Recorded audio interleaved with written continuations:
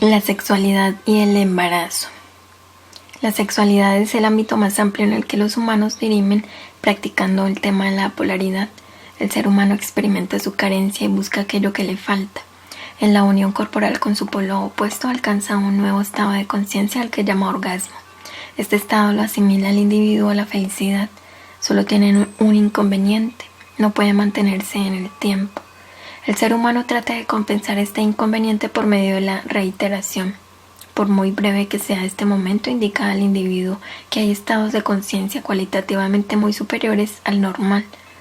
Esta sensación de felicidad es también lo que en definitiva impide que el ser humano descanse, lo que le hace estar siempre buscando algo. La sexualidad revela ya la mitad del secreto. Cuando se unen dos polos formando una unidad, se produce una sensación de felicidad. Por lo tanto, la felicidad es unidad. Ahora queda la segunda mitad del secreto, la que nos revele cómo se puede prolongar indefinidamente este estado. Muy sencillo.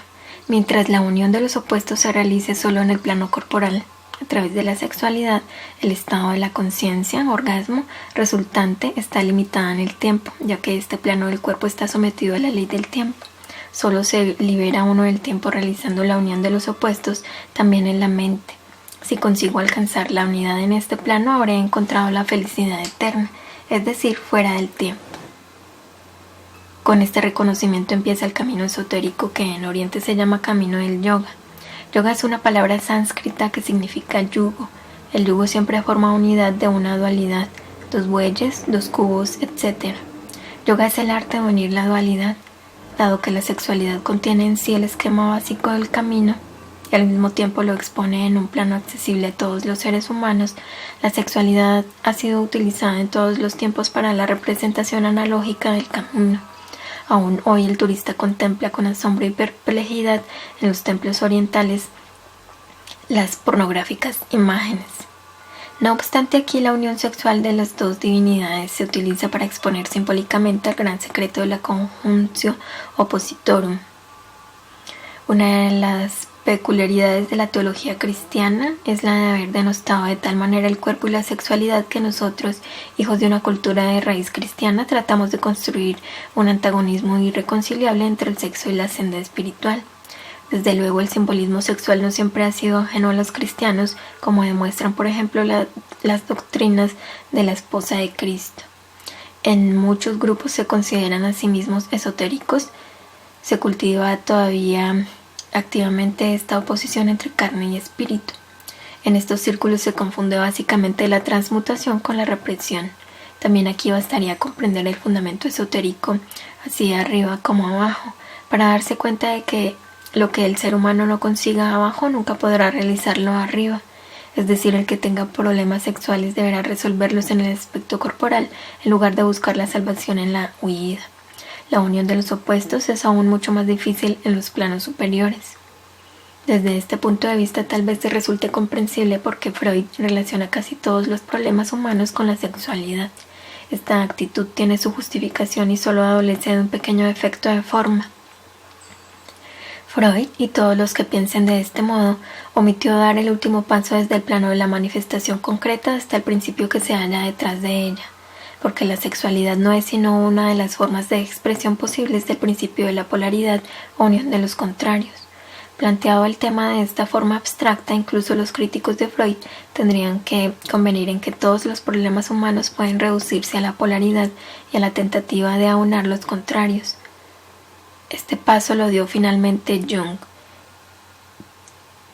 De todos modos, lo cierto es que la mayoría de los seres humanos descubren, experimentan y dirimen los problemas de la polaridad, primeramente en el plano de la sexualidad. Esta es la razón por la que la sexualidad y la convivencia generan los mayores motivos de conflicto para el ser humano. Es el difícil problema de la polaridad lo que atormenta al ser humano hasta que éste halla el punto de la unidad. Trastornos de la regla. El flujo mensual es expresión de feminidad, fertilidad y receptividad. La mujer está sometida a este ritmo. Tiene que amoldarse a él y aceptar las limitaciones que le impone. Con el término de amoldarse tocamos un aspecto fundamental de la feminidad, la abnegación. Al decir feminidad nos referimos al principio general del polo femenino en el mundo, al que los chinos, por ejemplo, llaman yin. Los alquimistas simbolizan con la luna y la psicología profunda expresa con el símbolo del agua.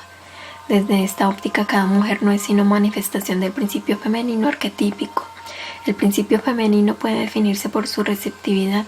Así en el I Ching se lee: lo masculino rige lo creativo, lo femenino rige lo receptivo. Y en otro lugar, en la receptividad está la mayor capacidad de entrega del mundo. La capacidad de entrega es la característica esencial de la mujer. Es la base de todas las demás facultades, como la de apertura, absorción, acogida. La capacidad de entrega exige también la renuncia a la actuación activa. Examinemos los símbolos de la feminidad, la luna y el agua. Ambos renuncian a irradiar y emitir con sus propios opuestos, el sol y el fuego. Por ello, son capaces de absorber, acumular y reflejar la luz y el calor.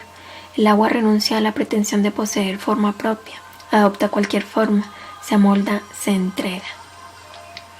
La polaridad sol y luna, fuego y agua, masculino y femenino, no lleva implícita valoración alguna. Toda valoración sería absolutamente improcedente, ya que por sí solo cada polo está incompleto. Para estar entero necesita el otro polo. Ahora bien, esta calidad de entero solo se consigue cuando ambos polos representan plenamente su peculiaridad específica. En muchas reivindicaciones emancipadoras se pasan por alto fácilmente estas leyes del arquetipo. Sería una tontería que el agua se quejara de no poder arder ni brillar y por ello se sintiera inferior. Precisamente por no poder arder puede recibir capacidad a la que el fuego tiene que renunciar. Uno no es mejor ni es peor que el otro, solo es diferente. De esta diferencia entre los polos surge la tensión llamada vida. Nivelando los polos no se consigue eliminar oposiciones. La mujer que acepte y viva plenamente su feminidad nunca se sentirá inferior. La no reconciliación con la propia feminidad subyace en la mayoría de los trastornos menstruales y en muchos otros síntomas del campo sexual. La entrega, la adaptabilidad, siempre es difícil para el ser humano. Exige renuncia a la propia voluntad, al yo, al predominio del ego. Uno tiene que sacrificar algo de su ego, una parte de sí, y esto es lo que la menstruación exige en la mujer.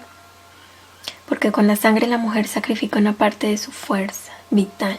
La regla es un pequeño embarazo y un pequeño parto, y en la medida en que una mujer no esté conforme con esta regla, se producirán trastornos y violencias menstruales. Estos indican que a una parte de la mujer, por lo general inconscientemente, se revela ya sea a la regla, al sexo o al hombre, o a todo ello. Precisamente a esta rebelión yo no quiero apela la propaganda de las compresas y tampones, prometiendo que si empleas el producto serás libre y podrás hacer todo lo que quieras durante el periodo.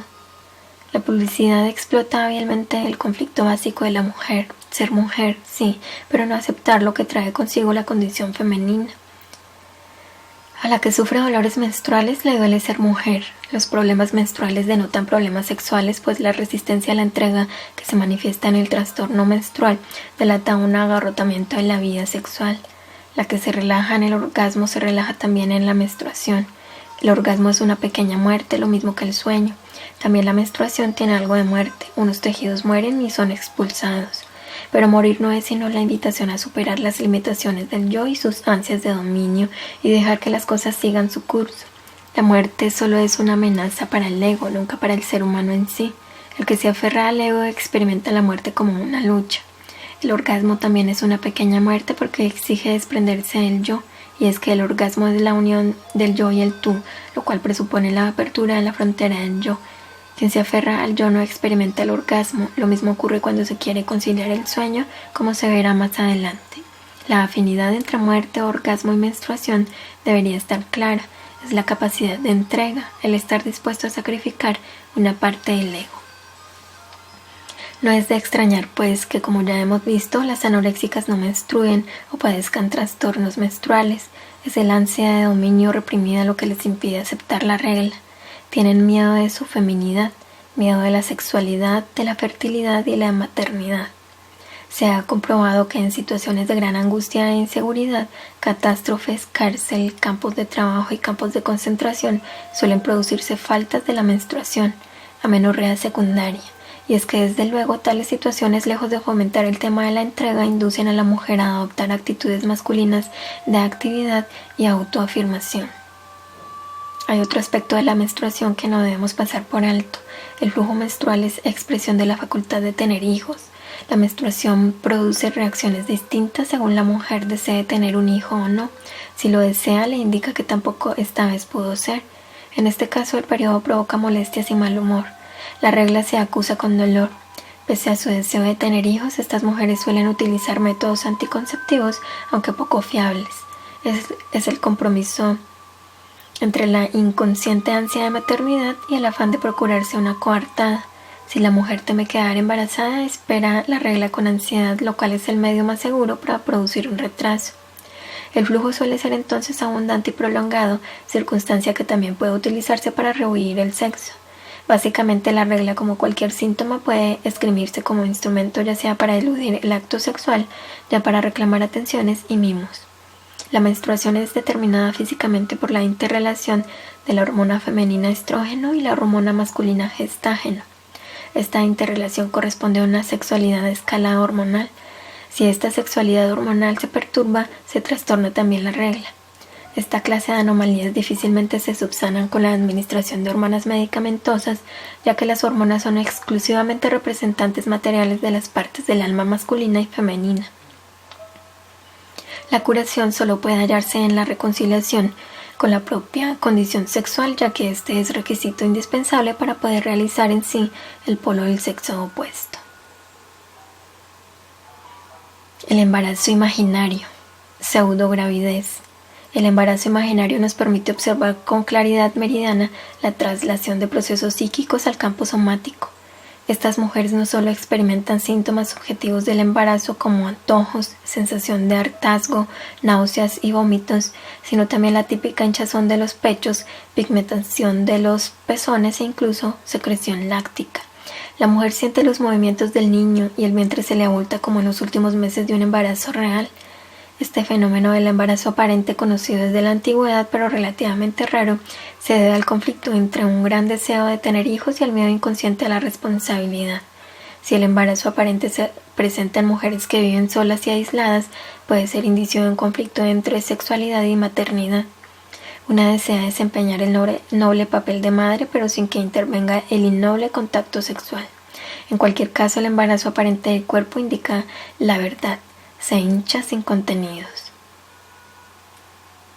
Problemas del embarazo. Los problemas del embarazo denotan siempre un rechazo del niño. Esta afirmación será sin duda rebatida con vehemencia por aquellas personas en las que mejor encaja. Pero si queremos conocer la verdad, si queremos conocernos a nosotros mismos, tenemos que prescindir de los valores habituales, porque son el peor enemigo de la sinceridad. Mientras uno esté convencido de que para ser buena persona solo tiene que mantener una actitud u observar un comportamiento determinado, forzosamente reprimirá todos los impulsos que no encajen con su esquema. Estos impulsos reprimidos son los que, en forma de síntomas corporales, equilibran la realidad. No nos cansamos de insistir sobre este aspecto para que nadie se engañe a sí mismo con un precipitado. Eso no va conmigo. El tener hijos es precisamente uno de los temas más positivamente valorados, lo que da lugar a mucha falta de sinceridad, la cual a su vez se traduce en síntomas. Por ejemplo, las pérdidas indican el deseo de perder el niño, es un aborto inconsciente. Este rechazo del niño se manifiesta en formas más suaves, en la casi habitual náusea y especialmente en los vómitos del embarazo. Es síntoma que se manifiesta sobre todo en mujeres muy delicadas y delgadas, dado que en ellas el embarazo produce un fuerte incremento de las hormonas femeninas, estrógeno. Pero precisamente en las mujeres menos femeninas, esta irrupción hormonal de feminidad genera un temor y rechazo que se manifiesta en náuseas y vómitos. La generalizada sensación de náusea y malestar durante el embarazo indica únicamente que son muchos los casos en los que la llegada de un hijo provoca, además de alegría, una sensación de rechazo. Ello es comprensible, ya que al fin y al cabo un hijo supone un cambio trascendental en la vida y una responsabilidad que en un principio indudablemente desencadena temor. Pero en la medida en que este conflicto no se afronta conscientemente, el rechazo pasa al cuerpo.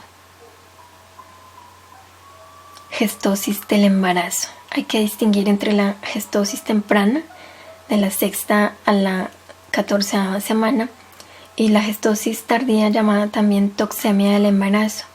La gestosis se manifiesta con hipertensión, pérdida de albúmina por el riñón, calambre, eclampsia del embarazo, mareos y vómitos matutinos. El cuadro indica rechazo del niño e intentos, unos simbólicos y otros concretos, de librarse de él. La albúmina que se pierde por los riñones es muy necesaria para el niño, pero puesto que se pierde no le es suministrada. Se trata pues de impedir su crecimiento negándole la materia prima. Los calambres revelan el intento de expulsar al niño, se asemejan a las contracciones del parto. Todos estos síntomas relativamente frecuentes indican el conflicto descrito. De la violencia y peligrosidad de los síntomas puede deducirse la fuerza del rechazo o en qué medida la madre está dispuesta a admitir al niño. En la gestosis tardía encontramos un cuadro ya más agudo que amenaza seriamente no solo al bebé, sino también a la madre. En este caso, el riego sanguíneo de la placenta se reduce sustancialmente. La superficie de intercambio de la placenta es de 12 a 14 metros cuadrados. Con la gestosis queda reducida a unos 7 metros cuadrados y con menos de 4 metros y medio el feto muere. La placenta es el órgano de contacto entre la madre y el hijo. Si el riego sanguíneo se reduce, se merma el contacto. La insuficiencia placentaria provoca la muerte del feto en una tercera parte de los casos. Si el bebé sobrevive a la gestosis tardía, suele ser raquítico y tener aspecto de anciano. La gestosis tardía es el intento del cuerpo de asfixiar al niño, en el cual la madre arriesga su propia vida. La medicina considera que son propensas a la gestosis las diabéticas, las enfermas del riñón y las obesas. Si examinamos estos tres grupos, vemos que tienen un problema común: el amor. Las diabéticas son incapaces de aceptar amor y por lo tanto tampoco pueden darlo. Las enfermas de riñón tienen problemas de convivencia y las obesas, con su bulimia, indican que tratan de resarcirse de la falta de amor con la comida. No es pues de extrañar que mujeres que tienen problemas con el tema del amor tengan dificultades para abrirse a un niño. El parto y la lactancia. Todos los problemas que retrasan o dificultan el parto indican la tentativa de retener al niño, la negativa de separarse de él. Este problema ancestral entre madre e hijo se repite cuando el hijo quiere abandonar la casa paterna. Es la misma situación en planos distintos. En el parto, el niño abandona la seguridad del claustro materno y en el segundo caso el amparo de la casa materna o paterna. Ambas situaciones suelen conducir a un parto difícil hasta que finalmente se corta el cordón umbilical. También aquí el tema consiste en soltar. Cuanto más profundizamos en los cuadros de la enfermedad y por consiguiente en los problemas del ser humano, mejor observamos que la vida humana oscila entre los polos de tomar y dejar. El primero suele llamarse también amor, el segundo, en su forma extrema, muerte. Vivir consiste en ejercitar rítmicamente la aceptación y el desprendimiento. Lo más frecuente es que se pueda hacer una cosa y no la otra, y a veces ninguna de las dos. En el acto sexual la mujer tuvo que abrirse y ensancharse para admitir el tú.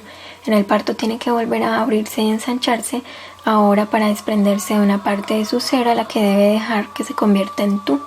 Si se resiste, el parto se complica y hay que recurrir a la cesárea. Los niños hipermaduros suelen nacer por cesárea, carácter que expresa esta resistencia a la separación. También las restantes causas que suelen determinar la práctica de la cesárea son indicios del mismo problema. La mujer tiene miedo de ser demasiado estrecha, de sufrir desgarro del perineo o de resultar poco atractiva para el hombre. El problema contrario se da en el parto prematuro, que suele ser provocado por una rotura de aguas antes de tiempo, la cual a su vez es debida a contracciones que se adelantan a su momento. Es el intento del niño por abrirse paso. La lactancia materna es mucho más que simple alimentación. La leche materna contiene anticuerpos que protegen al niño durante el primer medio año. Sin la leche materna, el niño carece de esta protección, que es mucho más amplia de la que proporcionan los anticuerpos por sí solos. El niño que no mama de su madre está privado del contacto directo y falta de la sensación de protección que la madre transmite por el acto de apretarlo contra su pecho. El caso del niño que no mama de su madre expresa la falta de deseo de la madre de alimentarlo, de protegerlo, de ocuparse personalmente de él. Este problema es objeto de una represión más profunda en las madres que no tienen leche que en las que reconocen francamente que no quieren dar de mamar. Esterilidad. Cuando una mujer no tiene hijos a pesar de desearlos, ello indica bien la presencia de un rechazo inconsciente, bien que el deseo de tener un hijo se funda en una motivación engañosa. Motivación engañosa puede ser, por ejemplo, el afán de retener a la pareja por medio del niño o el de relegar a segundo plano problemas existentes. En tales casos, el cuerpo suele reaccionar con sinceridad y clarividencia. Análogamente, la esterilidad del hombre indica el miedo a las ataduras y a la responsabilidad que un niño pondría en su vida. La menopausia y el climaterio. El final de la menstruación supone para la mujer un cambio de vida tan trascendental como la aparición de la primera regla. La menopausia señala a la mujer la pérdida de la facultad de procrear y por lo tanto también la pérdida de una forma de expresión específicamente femenina. La manera en que este cambio sea experimentado y asumido por la mujer dependerá de su actitud hacia la propia feminidad y de la satisfacción sexual experimentada hasta el momento. Además de las reacciones secundarias de ansiedad, irritabilidad y falta de energía, todos ellos indicios de dificultad para amoldarse a la nueva etapa de la vida, existen una serie de síntomas de carácter más somático. Son conocidos los sofocos, con los cuales en realidad se pretende aparentar calor sexual. Es un intento de demostrar que con la pérdida de la regla no se ha perdido la feminidad en el sentido sexual y de este modo uno demuestra que está caliente. También las frecuentes hemorragias son afán de simular fertilidad y juventud. La magnitud de los problemas y dolencias del climaterio dependen en gran medida de la plenitud con que se haya experimentado la propia feminidad. Todos los deseos no realizados suelen agigantarse en esta fase, produciendo amargura por las oportunidades perdidas, ansiedad y deseos de recuperación. Solo lo no vivido nos hace arder. En esta fase de la vida suelen producirse también los miomas del útero, tumores benignos del tejido muscular. Estos tumores de la matriz simbolizan un embarazo. La mujer alimenta en la matriz algo que luego habrá que extraer por medio de una operación que será como un parto. Los miomas pueden considerarse indicio de inconscientes deseos de embarazo. Frigidez e impotencia. Detrás de todos los trastornos sexuales está el miedo. Ya hemos hablado de la relación existente entre el orgasmo y la muerte. El orgasmo amenaza a nuestro yo, ya que libera una fuerza que no podemos dominar, que no podemos controlar con nuestro ego. Todos los estados de éxtasis o delirio, tanto de índole sexual como religioso, desencadenan en las personas fascinación y temor. El temor se acrecienta en la medida en que una persona está acostumbrada a controlarse. El éxtasis es pérdida de control. El autodominio es una cualidad que nuestra sociedad valora de forma muy positiva y que por lo tanto inculca activamente en los niños. Ya basta de llanto. La afirmación de que un riguroso autodominio facilita la convivencia social también muestra la increíble falsedad de esta sociedad. En definitiva, el autodominio no es sino la represión al inconsciente de todos los impulsos no deseados por una comunidad. Con ello el impulso desaparece de la vista, sí, pero tenemos que preguntarnos qué pasará con él. Por naturaleza el impulso tiene que manifestarse, es decir, que pugnará por volver a salir a la superficie. El ser humano tendrá que seguir gastando energía para seguir reprimiéndolo y controlándolo. Aquí se ve por qué el ser humano tiene miedo a la pérdida de control. Un estado de éxtasis o embriaguez destapa el inconsciente y enseña todo lo que hasta ahora fuera cuidadosamente ocultado. El ser humano practica una sinceridad que habitualmente le resulta dolorosa.